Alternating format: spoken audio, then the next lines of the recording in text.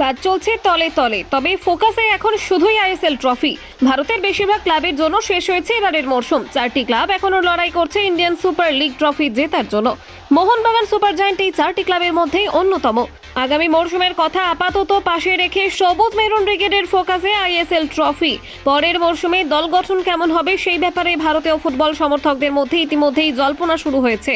এবারে league shield champion হয়েছে Mohun Bagan super giant. সেই সুবাদে আগামী মরশুমেও এশিয়ান টুর্নামেন্ট খেলবে দল। এটা নিশ্চিত যে নতুন মুখ দেখা যাবে স্কোয়াডে। দল গঠনের কাজ ইতিমধ্যেই শুরু করে দিয়েছে মোহনবাগান।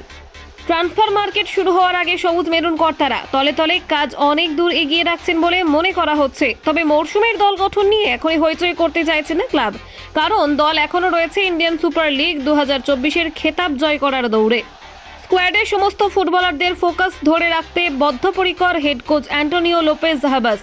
লিগ শিল্ড জেতার পর ছেলেদের সেইভাবে উৎসবও তিনি করতে দেননি। দল গঠন সংক্রান্ত কথাবার্তা প্রকাশ্যে এলেও ফুটবলারদের ফোকাস নড়ে যেতে পারে। দলবদলের বাজারে অনেক গুজব ময়দানে শোনা যায়।